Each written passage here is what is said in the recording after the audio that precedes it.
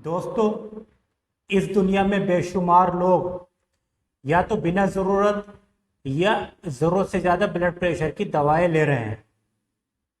और ऐसा क्यों हो रहा है? ऐसा हो रहा है ब्लड प्रेशर लेते वक्त छोटी छोटी कुछ बातों का ध्यान नहीं रखने से। अब आप सोच रहे होंगे कि हम तो हमेशा डॉक्टर से ही ब्लड प्रेशर चेक कराते हैं, ये बात हमारे साथ तो नहीं हो सकती। अगर आप ऐसा सोच रहे हैं तो आप गलत हो सकते हैं, क्योंकि आजकल डॉक्टर्स और पैरामेडिकल स्टाफ बहुत बार जल्दी में होते हैं और वो ब्लड प्रेशर लेने के स्टैंडर्ड प्रोसीजर को फॉलो नहीं कर पाते हैं, जिसकी वजह से बीपी बढ़ा हुआ आता है और प्राइस पेशेंट को पे करना होता है। या तो बिना बात के ही जिंदगी भर दवाओं का साथ हो जाता है, या दवाओं की डोज बढ़ जाती है, 1 से 2 और 2 से 3 टैबलेट्स हो जाती हैं। तो जब जिंदगी हमारी है, हेल्थ हमारी है और पॉकेट भी हमारी है, तो कुछ बातों का ध्यान हमें ही रखना होगा। तो मैं डॉक्टर मोहम्मद रिजवान आप लोगों का स्वागत भी करता हूं और आपको बीपी लेने का स्टैंडर्ड प्रोसीजर भी बताऊंगा, जिससे आप घर पे ही अपना बीपी ले सकते हैं। साथ ही साथ जब आप डॉक्टर से अपना बीपी चेक कराते हैं तो इन छोटी छोटी आसान बातों का ध्यान खुद ही रख सकते हैं, जिनका ध्यान नहीं रखने से बीपी बढ़ा हुआ आता है। तो आइए शुरू करते हैं वीडियो को। वीडियो शुरू करने से पहले एक अपील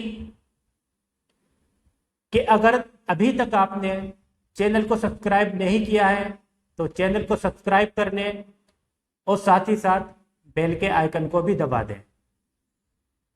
मैं इस वीडियो के लास्ट में आपको एक ऐसी ट्रिक भी बताऊंगा जिसको यूज करने से डॉक्टर्स समझ जाते हैं कि मेरे इस पेशेंट को बीपी लेने का सही तरीका मालूम है और वो स्टैंडर्ड प्रोसीजर को फॉलो कर देते हैं। आप या तो दवाओं से बच जाते हैं, या अगर आप पहले से ब्लड प्रेशर की दवाएं ले रहे हैं तो दवाएं ज़्यादा लेने से बच जाएंगे। तो बीपी लेने के लिए 3 तरह की मशीनें आती हैं। एक ये जिसको डिजिटल या ऑटोमेटिक मशीन कहा जाता है, एक ये मरकरी वाली मशीन होती है। हॉस्पिटल्स में ज़्यादातर यही मशीन यूज होती है और इसको बीपी मेजरमेंट का गोल्ड स्टैंडर्ड कहा जाता है। एक और मशीन आती है जो पहले काफ़ी ज़्यादा यूज होती थी, जिसमें आगे एक घड़ी की तरह डायल लगा हुआ होता है। बीच में इसका यूज काफ़ी ज़्यादा कम हो गया था, अब फिर से आहिस्ता आहिस्ता बढ़ने लगा है। तो बीपी लेने के लिए चाहे कोई सी भी मशीन यूज की जाए, उसमें सबसे इम्पोर्टेंट ये कफ होता है। कफ के बांधने का तरीका, अगर इसको सही से नहीं बांधा जाए तो बीपी बढ़ा हुआ आता है। कफ के अंदर एक रबर का ब्लेडर होता है जिसके अंदर हवा भरी जाती है और ये ट्यूब जहाँ से निकलती है वहीं पर ब्लेडर होता है। कफ कोहनी के ऊपर वाले हिस्से में, इस हिस्से में बांधेंगे, और ये कोहनी के अपोजिट जो एक फोसा होता है, इसको एंटीक्यूबिटल फोसा कहते हैं, इसके 2 उंगली ऊपर की तरफ बांधेंगे। तो ये एंटीक्यूबिटल फोसा से 2 उंगली नीचे, यानी कफ का लोअर एंड एंटीक्यूबिटल फोसा के 2 उंगली ऊपर होना चाहिए। कफ ना तो बहुत ज़्यादा टाइट हो और ना ही बहुत ज़्यादा ढीला हो। एक उंगली तो आसानी से चली जाए, 2 भी चली जाए, थोड़ी टाइट हो मगर बहुत ज़्यादा टाइट नहीं होनी चाहिए। फिर अगर इस मशीन से बीपी ले रहे हैं तो स्टार्ट का बटन दबा देंगे। स्टार्ट का बटन दबाने के बाद में आहिस्ता आहिस्ता इसमें एयर भरनी शुरू हो जाएगी, प्रेशर फील होना शुरू हो जाएगा और यहाँ पर रीडिंग्स बढ़नी शुरू हो जाएंगी। फिर एक लेवल के बाद में रीडिंग्स कम होनी स्टार्ट होंगी और एक पर्टिकुलर पॉइंट पर यह machine systolic and diastolic blood pressure को बता देगी। तो ये मशीन अभी इसमें सिस्टोलिक डायस्टोलिक ब्लड प्रेशर नहीं आया है, आहिस्ता आहिस्ता आ जाएगा।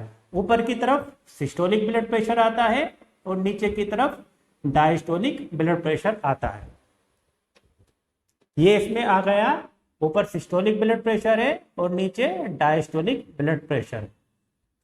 जब हम दूसरी मशीन से बीपी लेते हैं, जो मरकरी वाली मशीन है, तो उसमें भी कफ बांधने का तरीका तो वही है जो इसमें है, यानी एंटीक्यूबिटल फोसा से 2 उंगली ऊपर, ना बहुत ज़्यादा टाइट हो और ना ही बहुत ज़्यादा ढीला हो। कफ बांधने के बाद में हमें 2 काम और करने होते हैं। एक, हमें पल्स चेक करनी होती है, नब्ज। तो 2 जगह इस नब्ज को हम चेक कर सकते हैं। एक ये फोसा के जो मिडिल पार्ट है उससे थोड़ा अंदर की साइड में, और एक यहाँ पर होता है, ये अंगूठे के पीछे वाली जगह पर। ये फील कर लें। फिर स्टेथोस्कोप ये ऐसे आगे की तरफ इसका झुकाव होना चाहिए, इसको कान में लगा ले और एक बार डायफ्राम पर टेप करके देख ले आवाज़ आ रही है या नहीं। फिर ये इसका जो पंप है, इसके पंप को बंद कर लें और आहिस्ता आहिस्ता इसको इन्फ्लेट करना शुरू करें और एक हाथ से पल्स को फील कर लें। चाहे ये पल्स फील कर ले, चाहे ये वाली पल्स फील कर ले, कोई सी भी कर सकते हैं। पल्स फील करते रहें और मरकरी के लेवल को देखते रहें। एक लेवल पर ये पल्स आनी बंद हो जाएगी। जिस लेवल पर पल्स आनी बंद हुई थी उसके 30 mmHg और ऊपर जाना है। मान लें अगर पल्स आनी 140 पे बंद हुई थी तो 170 तक जाना है। फिर ये डायफ्राम उस जगह पर रखता है जहां पर पल्स आ रही थी। फिर आहिस्ता आहिस्ता से हमें डिफ्लेट करना है, इसकी एयर को रिलीज करना है और आवाज़ सुनने की कोशिश करनी है। एक लेवल आएगा जहां पर आवाज़ आनी शुरू हो जाएगी, फिर एक और दूसरा लेवल आएगा जहां पर आवाज़ आनी बंद हो जाएगी। तो जिस लेवल पर आवाज़ आनी शुरू होती है वो सिस्टोलिक ब्लड प्रेशर है और जिस लेवल पर आवाज़ आनी बंद होती है वो डायस्टोलिक ब्लड प्रेशर है। जो घड़ी वाली बीपी की मशीन होती है उसका भी तरीका यही है, बस उसमें ऊपर घड़ी को लग देते हैं और रीडिंग घड़ी में देखी जाती है। Thank you Faraz. अब उन बातों की बात कर लेते हैं जिनका ध्यान नहीं रखने की वजह से बीपी बढ़ा हुआ आता है, और ये बहुत छोटी छोटी और आसान बातें हैं। आप चाहे बीपी घर में चेक करा रहे हो या किसी डॉक्टर से चेक करा रहे हो, बीपी चेक कराने से पहले 5 मिनट के लिए सुकून से बैठ जाएं। बीपी लेने से कम आधा घंटा पहले चाय या कॉफी नहीं ली हो। जब आपका बीपी लिया जा रहा हो तो ओवर कॉन्शियस नहीं हो। बीपी मशीन में बीपी की रीडिंग देखने की कोशिश नहीं करें और इस बारे में नहीं सोचे कि बीपी बढ़ा हुआ आएगा या कम आएगा। ये सब काम करने से स्ट्रेस डेवलप होती है, हार्ट बीट बढ़ जाती है, जिसकी वजह से बीपी बढ़ा हुआ आ जाता है। जब बीपी लिया जा रहा हो तो हाथ सीधा टेबल पे होना चाहिए, सपोर्टेड होना चाहिए। हाथ अगर लटका हुआ है या ऊपर उठा हुआ है तो इससे आइसोमेट्रिक एक्सरसाइज होती हैं और बीपी बढ़ा हुआ आता है।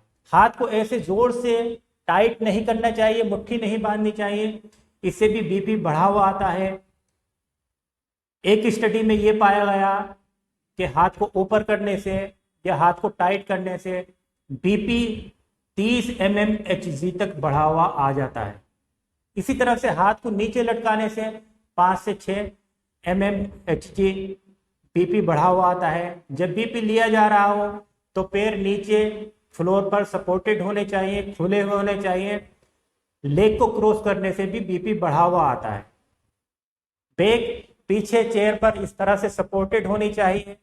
अगर बैक सपोर्टेड नहीं है तब 6.5 mmHg बीपी बढ़ा हुआ आता है।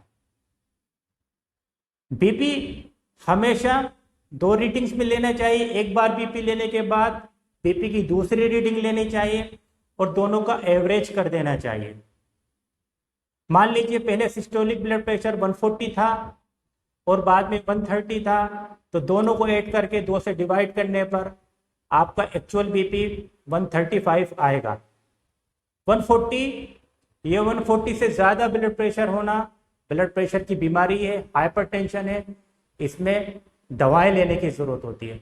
जबकि 135 हाई नॉर्मल ब्लड प्रेशर है या प्री हाइपरटेंशन है, इसमें दवाएं लेने की ज़रूरत नहीं होती है, कुछ परहेज करने होते हैं। इसी तरह से डायस्टोलिक ब्लड प्रेशर अगर पहले 90 था और बाद में 80 आया तो दोनों का एवरेज 85 हुआ। 85 भी हाई नॉर्मल ब्लड प्रेशर है, प्री हाइपरटेंसिव पेशेंट है। 90 और उसके ऊपर दवाई लेने की जरूरत होती है और 85 पर दवाई लेने की जरूरत नहीं होती है। जब भी ब्लड प्रेशर लिया जा रहा हो, बीपी अगर नॉर्मल आए तब तो ठीक है, अगर बीपी बढ़ा हुआ आता है तो अपने डॉक्टर से एक बार बहुत ही पोलाइटली रिक्वेस्टफुल अंदाज में ये कह दीजिए कि सर दोबारा बीपी लेने से कोई फर्क पड़ेगा क्या। ये बोलते ही डॉक्टर समझ जाएंगे कि आपको बीपी लेने का स्टैंडर्ड प्रोसीजर मालूम है और वो दोबारा बीपी लेकर के एवरेज कर देंगे। एवरेज करने से बीपी थोड़ा कम हो जाता है। अपना बहुत ज़्यादा ख्याल रखिए। Good luck.